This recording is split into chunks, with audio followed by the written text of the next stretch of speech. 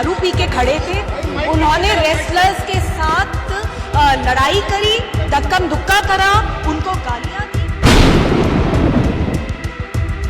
Delhi police की गुंडागर्दी की हद इतनी हो गई है कि मैं एक स्टैट्यूटरी पोस्ट पे हूँ, मैं अकेली थी, सिर्फ मेरे साथ एक काउंसलर थी और मुझे अंदर जाने की जगह मेरे साथ बदतमीजी करी गई, मेरे को धक्का दिया गया, मुझे मारा गया। दिल्ली पुलिस ब्रिजभूषण को बचाने के लिए और क्या क्या करेगी?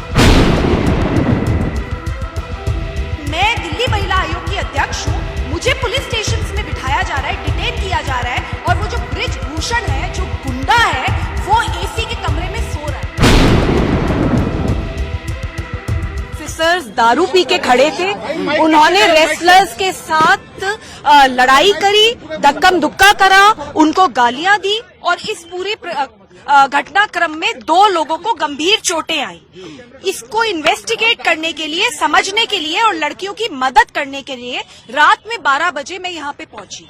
मैं जब यहाँ पे पहुंची तो दिल्ली पुलिस की गुंडागर्दी की हद इतनी हो गई है कि मैं एक स्टैट्यूटरी पोस्ट पे हूँ, मैं अकेली थी, सिर्फ मेरे साथ एक काउंसलर थी और मुझे अंदर जाने की जगह मेरे साथ बदतमीजी करी गई, मेरे को धक्का दिया गया, मुझे मारा गया और मुझे जबरदस्ती गाड़ी के अंदर घुसाया गया और उसके बाद मुझे पुलिस स्टेशन लेकर जाया गया और वहां पे कई घंटों तक बिठाया गया। तो अब मैं दोबारा आई हूँ लड़कियों से मिलने के लिए, क्योंकि ये बहुत जरूरी है।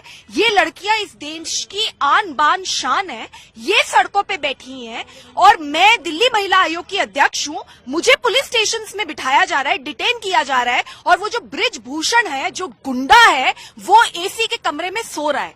दिल्ली पुलिस उस आदमी को बचाने के लिए कितना नीचे गिरेगी और कितनी गुंडागर्दी पे उतरेगी? ये एक बड़ी बात है कि आप एक बड़ी पोस्ट पे हैं, महिलाओं को कंप्लेन किसने की थी? आपने कहा कि आपको कंप्लेन किसने की थी? नहीं, किसके इशारे पे कंप्लेन? आपने कहा कि आपके पास कंप्लेन आई थी, कंप्लेन कब और किसने की थी और क्या कहा था?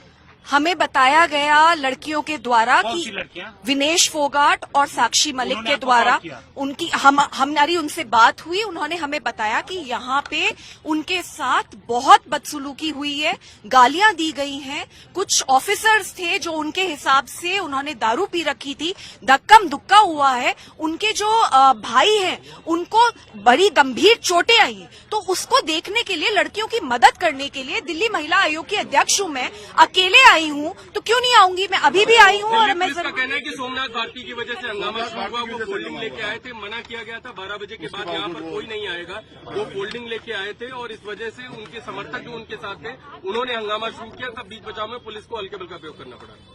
देखिए, उन्होंने जो करा, जिसके साथ करा, मैं उसमें इंटरेस्टेड नहीं हूँ। मैं एक स्टैट्यूटरी पोस्ट पे हूँ, चेयरपर्सन फॉर विमेन।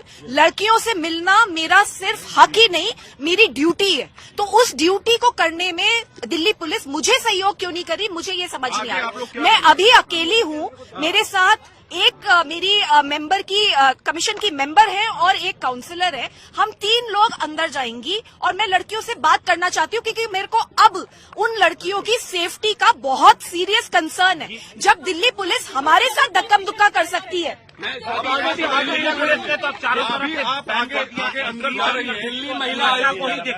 दिल्ली महिला आयोग के अध्यक्ष होने के नाते आपको लग रहा है कि इस पूरे प्रोटेस्ट का राजनीतिकरण हो रहा है? ये नहीं होना चाहिए, केवल उनको प्रोटेस्ट पे सहयोग करना चाहिए प्रशासन को। राजनीतिकरण कौन कर रहा है? दिल्ली पुलिस क्यों गुंडागर्दी पे उतर कर आई है? दिल्ली पुलिस ब्रिजभूषण को बचाने के लिए और क्या क्या करेगी? पहले दिल्ली पुलिस ने एफआईआर नहीं दर्ज करी, सुप्रीम कोर्ट के चलते इन्हें एफआईआर दर्ज करनी पड़ गई। तो अभी तक वो जो माइनर लड़की है उसके स्टेटमेंट्स तक रिकॉर्ड नहीं करे दिल्ली पुलिस ने। क्यों स्टेटमेंट्स नहीं रिकॉर्ड कर रही है दिल्ली पुलिस? और ऊपर से ब्रिजभूषण को अरेस्ट करने की जगह हम जैसी लड़कियों को, उन महिलाओं को, हम सबको परेशान किया जा रहा है। मैं यहाँ पे आई हूँ, मैं दिल्ली महिला आयोग की अध्यक्ष हूँ, मैं लड़कियों से क्यों नहीं मिल सकती? मुझे ये बात समझ नहीं आ रही। ये बिल्कुल गुंडागर्दी है।